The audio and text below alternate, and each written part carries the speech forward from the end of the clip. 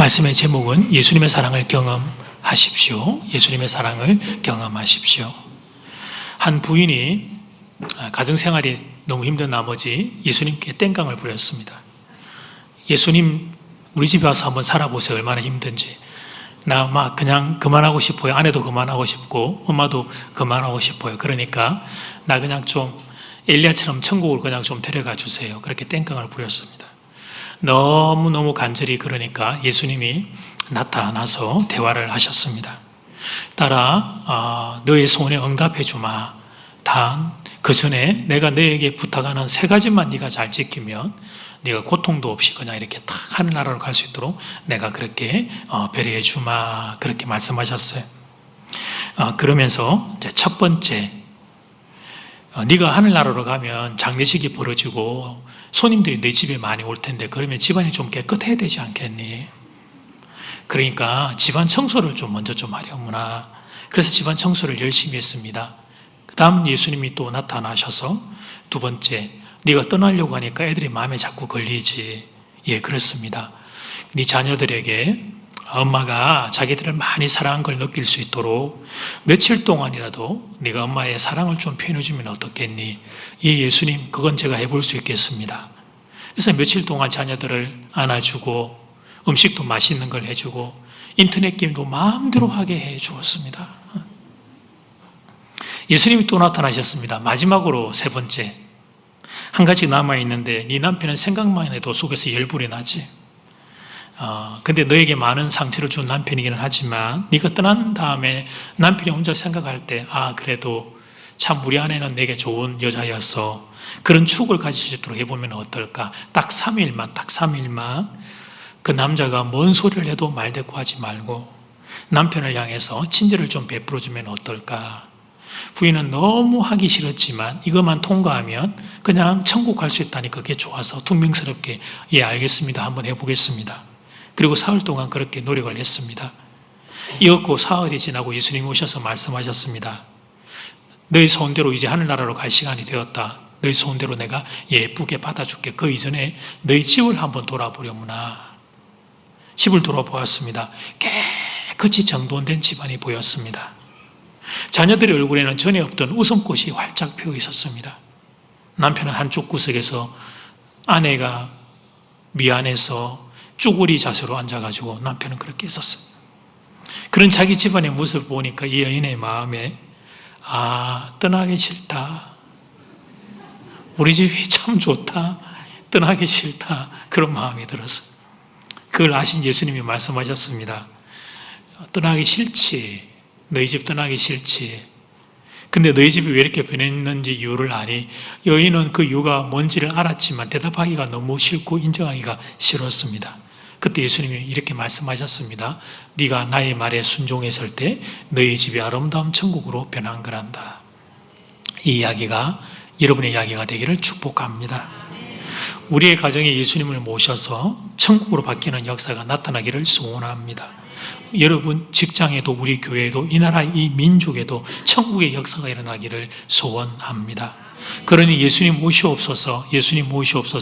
우리 가정에 우리 교회에 이 나라 이 민족에 예수님 찾아와 주시옵소서.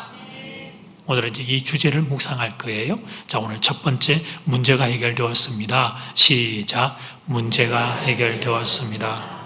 본문에는 예수님이 한 집에 들어가는 장면으로 시작합니다. 성경은 시몬과 안드레의 집이라고 밝히고 있습니다. 29절 말씀. 회당에서 나와 재미있는 건 시몬 안드레의 집인데 야고보 요한이 먼저 나와요. 야고보 요한과 함께 시몬과 안드레의 집에 들어가시니. 근데 예수님이 시몬 베드로의 집에 들어가시자 새로운 문제가 기다리고 있었습니다. 사랑하는 여러분, 베드로는 총각이었을까요? 유부남이었을까요?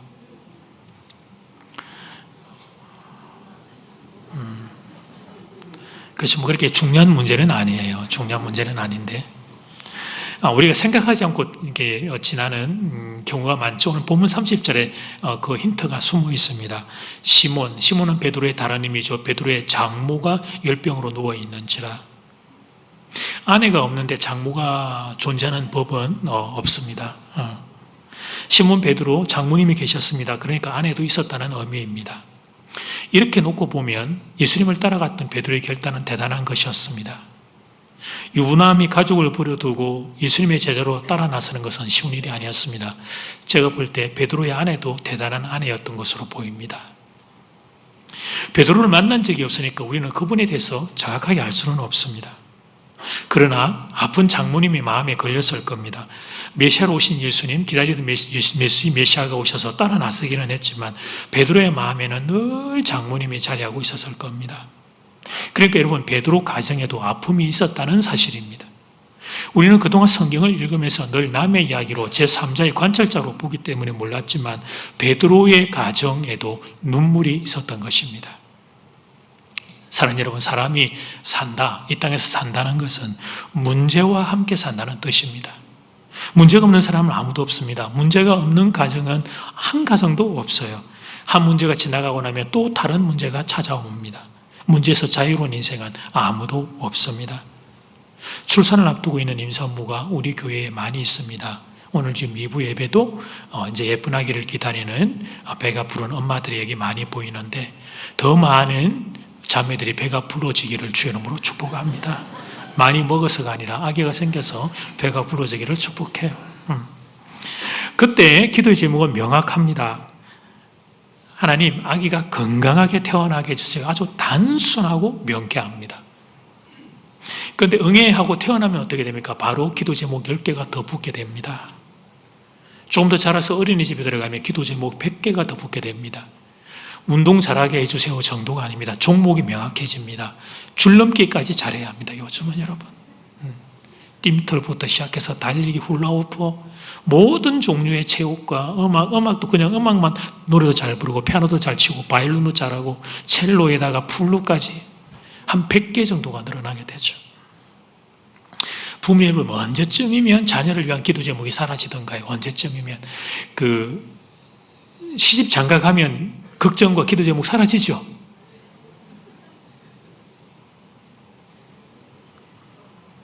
죄송하지만 평생 사라지지 않습니다. 사람이 이 땅에 사는 한 문제는 계속해서 따라다니게 돼요. 저희 예를 들자면 여러분은 안 믿기시겠지만 제가 60이 넘었어요. 네, 웃은 분들 몇 분 제가 딱 기억하고 있을 거예요. 그러니까 저희 모친과 장모님은 이제 90이 다 되셨거든요.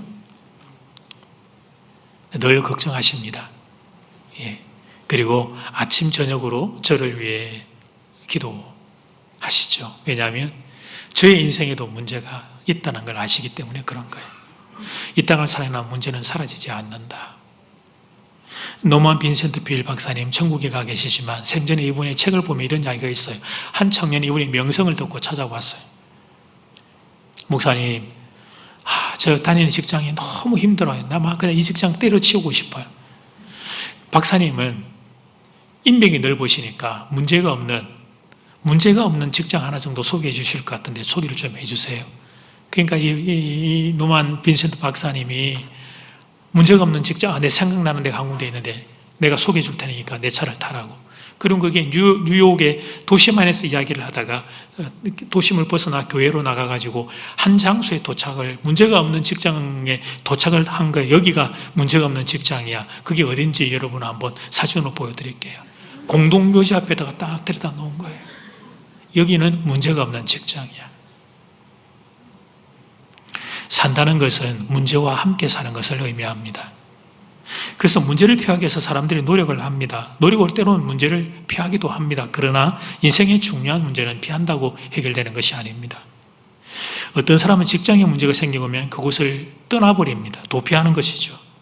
물론 여러분, 사람이 너무 힘들 때는 조금 한 걸음 뒤로 물러서는 지혜도 그리고 시간도 필요하기는 합니다. 그러나 평생 도망만 다니면서 살 수는 없는 법입니다. 여러분, 우리가 그리스도인인데 그리스도인이 되면 왜 행복해집니까? 우리 인생의 모든 문제가 예수를 믿는 순간 싹 증발해버리기 때문에 행복해집니까? 물론 예수 믿는 성도들에게 하나님이 우리는 모르지만 문제들을 조금씩 이렇게 지워주기도 하시죠. 그러나 그리스도인은 우리들도 이 땅을 살아가면서 안 믿는 사람들과 이렇게 보면 우리들도 인생의 문제들을 만나곤 한다는 거예요. 그러나 그리스도인에게는 다른 행복이 있습니다. 그것은 그리스도인 우리가 문제의 해결자를 소유하고 있다는 사실입니다. 위대한 이름 예수 그리스도가 우리에게 있다는 사실입니다. 하나님이신 바로 그분 예수 그리스도가 우리에게 있다는 사실, 이게 성도의 가장 큰 특권과 행복이 되는 줄 믿습니다. 오늘 본문을 보면 그 사실이 입증되고 있습니다. 베드로의 장모가 열병에 걸려 있었습니다. 그곳에 있던 사람들이 그 사실을 예수님께 알렸습니다. 제가 묵상하기에 베드로가 이야기한 건 아닌 것 같아요. 사람들이라고 되어 있는데 오늘 이 본문을 시작하는 이 본문이 참 재미있게 29절에서 보면 야고보 요한이 먼저 기록된 걸 놓고 봐. 이 야고보 요한이 예수님께 이야기를 드린 건 아닌가, 저 혼자 그런 상상을 해봐요. 어쨌든 사람들이 알려주었어요. 그래서 예수님이 그 이야기를 듣고 여인을 찾아가 여인의 손을 잡아주셨습니다. 그 순간 열병이 떠나가고 병상에서 일어나게 되었습니다. 31절 말씀, 예수님이 나아가서 그의 손을, 한글 성경에 이 남성 여성을 구분하지 않아서 그라고 되어 있는데 베드로 장모 여인의 손을 잡아 일으키시니 열병이 떠나갔다. 베드로의 집에는 문제가 있었습니다. 장모님의 열병으로 신음하고 있었어요. 작은 문제가 아니에요, 여러분. 가족이 아프다는 것은 나머지 가족들에게는 그게 보통 큰 문제가 아닐 수 없어요. 저는 좀 불효자인데요. 그럼에도 불구하고 이제 90에 육박한 저희 모친과 장모님이 조금 아프고 힘드시다 그러면 제 마음이 그게 좀 많이 걱정이 되고 그래요. 우린 다 그렇죠. 가족이 아프면. 부모는 자녀가, 또 형제간에도 누가 아프면 그게 여러분 보통 큰 문제가 아닐 수 없어요. 근데 그 문제가 있는 가정 가운데 예수님이 찾아가신 거예요. 그리고 예수님이 여인의 손을 잡으시사 문제가 해결되었습니다. 보시는 그림이 예수님의 여인의 손을 잡아 치유하는 순간의 모습을 보고 계십니다. 이 시간 본문의 말씀에 여러분의 가정에도 임하기를 소원합니다. 예수님이 해결자인 예수님이 여러분의 집에 들어가시면 문제가 해결될 줄 믿습니다. 물론 어떤 문제는 내가 예수님을 받다는 순간 즉각 오늘 본문처럼 즉시 해결되기도 합니다. 그러나 어떤 문제는 해결이 지연되기도 합니다. 그러나 그 때가 되면 그 문제도 해결될 것입니다. 어떤 경우는 내가 원하는 방식으로 해결되지 않기도 합니다. 그래서 그때 그 순간 믿음 없는 우리는 원망과 불평을 할 수 있어요. 그러나 3년, 5년, 10년의 세월이 지나가면 아, 그렇구나. 그때 내가 예수님을 향하여 기도하고 예수님이 우리의 가정에 오시게 모셔드린 그것이 정말 잘했고 그때 그것이 더 나은 방법이었구나 하는 사실을 깨닫게 될 것입니다. 예수님은 우리의 문제를 해결해 주십니다. 그러므로 사랑하는 여러분, 예수님을 모셔드리십시오. 예수님을 모셔드리십시오. 예수님을 여러분의 삶의 자리에 모셔드리십시오. 두 번째, 예수님의 사랑을 경험하게 되었습니다. 여인의 고백이에요. 같이 시작. 저는 개인적으로 이것이 문제 해결보다 더 좋은 것이라고 생각합니다. 기독교의 복음은 이례적인 문제 해결만을 약속하는 것이 아닙니다. 무당의 부닥거리를 통해서 한 번의 해결로 일시적인 만족을 주는 것이 아닙니다. 문제가 해결되었을 때 무당은 자기 돈 받고 거래를 끝내버리고 그냥 가버립니다. 그 사람이 이후에 살면 안중도 없어요. 그러나 예수님은 병의 치유로 끝나는 분이 아닙니다. 우리의 전 인격적인 회복을 이루어가는 분이십니다. 이후의 삶까지 챙기고 그리고 배려하는 분이 우리 주님이십니다. 예수님을 통해서 우리가 응답을 받는 과정에서 우리는 예수님과의 인격적인 관계가 형성됩니다. 인생에 문제가 발생했습니다. 그때 신앙인인 우리가 이 문제를 놓고 주님 앞에 실험하고 기도하고 고민하고 그러는 과정 가운데서 때로는 적시, 때로는 좀 시간이 지연되면 그만큼 또 눈물로 기도하고 때로는 다른 방법으로 이루어지는 그런 과정을 통하여 하나님에 대한 크기의 폭들이 더 넓어가게 되는 것입니다. 지금 나를 만나주신 예수님, 지금 나를 만져주신 예수님, 나를 위하여 기다리고 계시는 예수님, 그 예수님이 누구신가?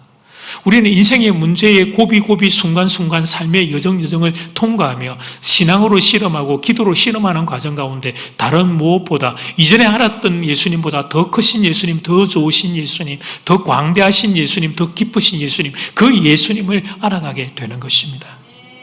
본문에서 예수님은 특이한 방법으로 베드로 장모의 병을 고쳐주셨습니다. 31절 말씀 보면 나아가서 그 여인의 손을 잡아 일으키시니 열병이 떠나고 여자가 그들에게 수종더니라.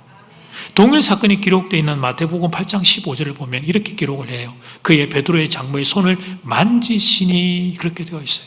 열병이 떠나가고 여인이 일어나서 예수께 수종들더라. 그의 손을 만지시니 이것은 부드러운 터치였습니다. 아마도 예수님은 이렇게 하지 않으셨을까 싶습니다. 여인의 손을 이렇게 만지시면서 많이 아프셨죠. 그동안 고생 많이 하셨습니다. 제가 좀 도와드리겠습니다. 제 손을 잡고 이제 이 자리에서 한번 일어나 보십시오. 부드럽고 겸손한 주님의 임재, 따뜻한 성령의 터치가 이 여인에게 임했던 것입니다. 사랑하는 여러분, 복음서를 보면 예수님은 여러 가지 방법으로 병자들을 고치셨습니다. 어떤 경우는 진흙을 이겨 눈에 붙이기도 하셨고, 어떤 경우는 그냥 말씀으로만 병을 고치기도 하셨습니다. 그런데 말씀으로만 병을 고칠 수 있는 예수님이 왜 오늘 이 본문에서는 그 여인의 손을 잡으셨을까? 치유의 과정을 통하여 예수님의 사랑을 경험하기를 원하셨던 것입니다. 이 병으로 고통받은 세월이 얼마가 되는지는 알 수는 없으나 원치 않는 질병 앞에 신음하고 있던 여인이었습니다. 여러분, 한국 땅에 이런 말이 있습니다. 자식을 둔 부모는 아플 수도 없다, 이런 말이 있어요. 베드로의 장모님도 자녀들에게 미안했을 겁니다. 혹시나 내가 예수님 따라 사역하겠다고 따라 나선 내 사이 베드로에게 짐거리가 되면 어떡하나, 걱정거리가 되면 어떡하나, 장애물이 되면 어떡하나. 이 장모님도 그런 아픈 마음을 여러분 가지고 계셨을 거예요. 여기 계시는 부모님들 다 그런 마음이죠. 자녀들을 향하여 걱정거리와 짐거리가 내가 안 되어야 되겠다. 그러니까 지금 여인은 몸만 아픈 것이 아니라 마음도 함께 아프고 많이 작아져 있었던 순간이에요. 근데 그 여인의 손을 예수님이 잡아주셨어요. 여인은 그 순간 두 가지를 경험하게 됩니다. 첫 번째, 예수님을 통해서 임하는 치유의 능력이었습니다. 질병이 떠나가고 몸이 회복되는 것을 느꼈습니다. 두 번째는 예수님의 인격적인 사랑이었습니다. 자신은 열병으로 몸져 누워있는 시골의 할머니에 불과한데, 그런데 그런 나를 따뜻하게 잡아주는 예수님의 사랑, 그 사랑을 느꼈던 것입니다. 여러분, 저는 평범한 목회자입니다. 근데 노건사님들 손을 잡아드리면 그렇게 좋아하십니다. 그럴만해요. 젊고 잘생긴 남자가 손을 잡기 때문에 기분은 좋겠다, 그런 생각은 제가 드는데, 제가 예전에는 부임했을 때는 기준을 정했어요. 70이 넘은 권사님들 제가 손을 잡아드리자, 그렇게 생각을 했는데, 이제는 제가 나이가 들어서 이제 그게 좀 기준이 올라갔습니다. 80이 넘은 권사님들 손을 잡아드리고 있습니다. 그러므로 60대, 70대 권사님, 여러분 아직 젊고 예뻐서 안 목사가 손을 안 잡아드린다, 이리 이해하시기를 부탁을 드립니다. 그 노근사님들 손을 잡으면서 제가 인사는 그냥 이렇게 권사님 건강하세요, 이 정도만 말만 하지만 잡으면서 제가 속으로 기도를 합니다. 예수님, 우리 권사님 오래오래 교회 왔다 갔다 하시게 건강을 주시옵소서. 허리와 다리와 무릎에 건강을 주시옵소서. 총명도 주시옵소서. 그렇게 그 어른들 손을 잡고 제가 그렇게 기도를 하곤 해요. 이번 주간에 저 부산에서 멀리 있는 지역의 요양병원에 90이 넘은 우리 노원사님께서 입원해 계시는데 자녀 연락을 주셨어요. 목사님, 너무 죄송하지만 한 번만 좀 신방을. 그래서 제가 가서 이제 신방하고 손잡아드리고 기도하고 나오기 전에 한번 이렇게 안아드리고 나왔습니다. 돌아오고 난 뒤에 그 자녀분을 통해 연락을 받았어요.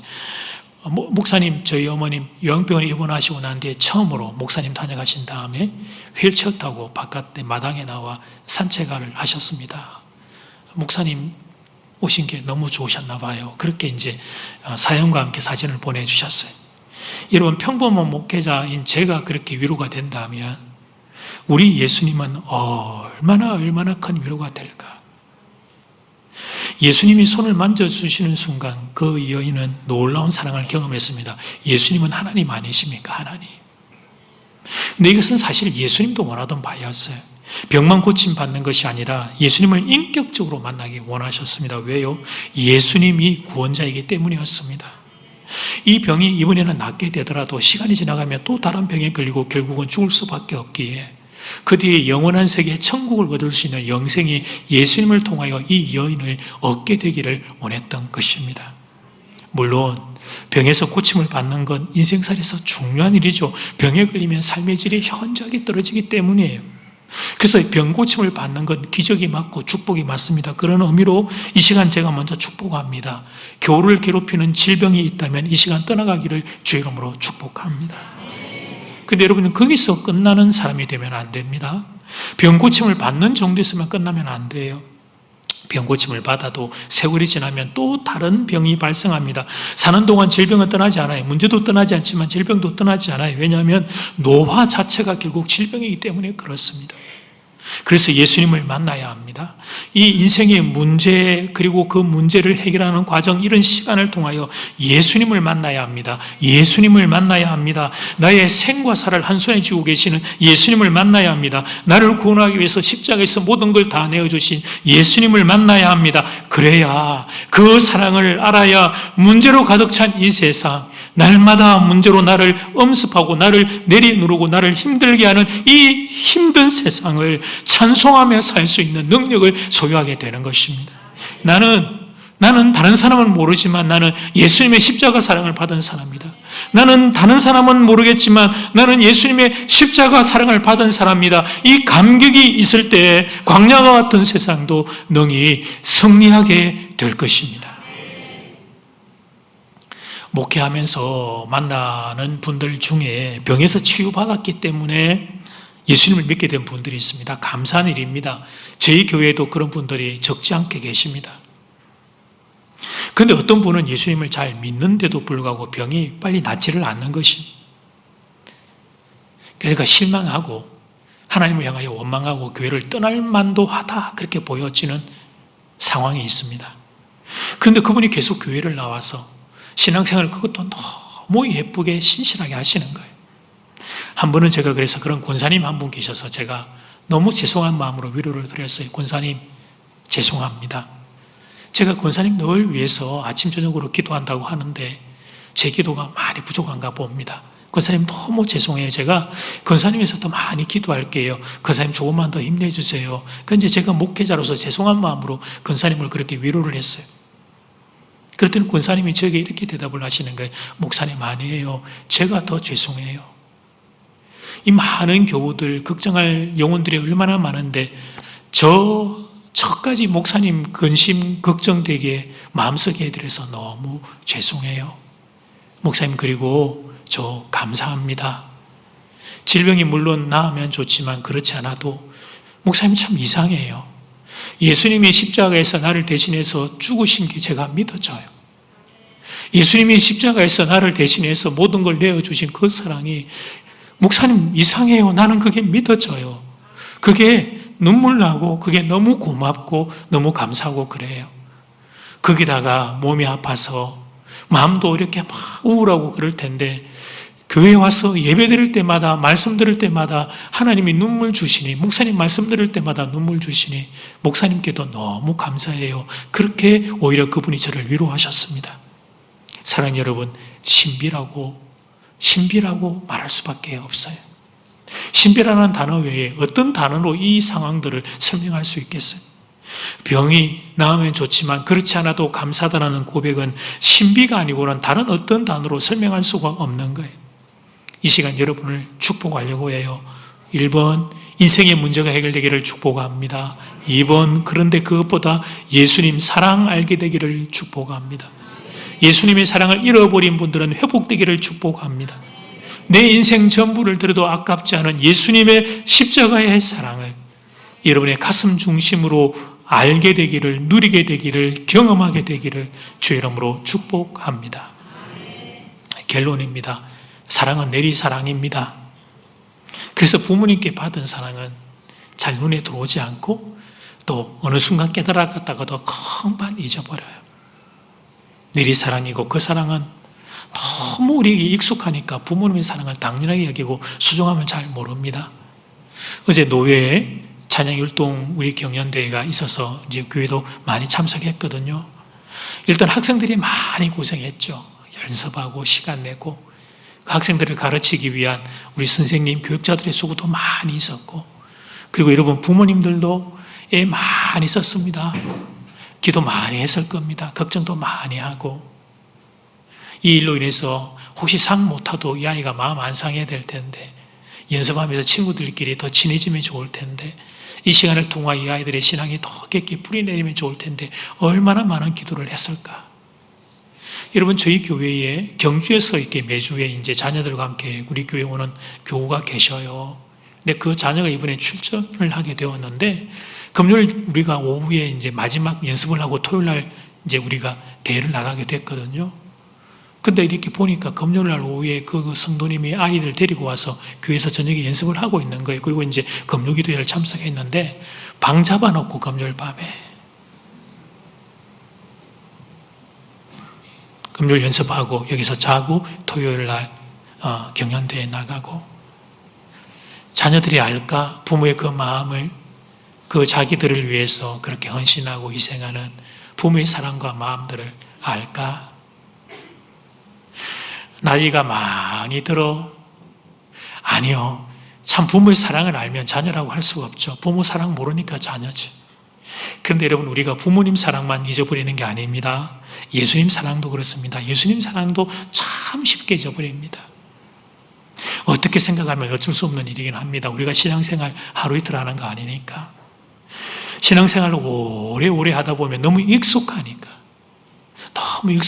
그 소중함과 귀함을 잃어버릴 확률과 가능성이 너무 높은 것이. 그러나 사랑하는 여러분, 예수님 사랑 모르면 갈 수 없는 게 신앙의 길입니다. 억지로 그거 안 됩니다. 직분 이름으로 안 됩니다. 예수님 사랑 알아야 갈 수 있습니다.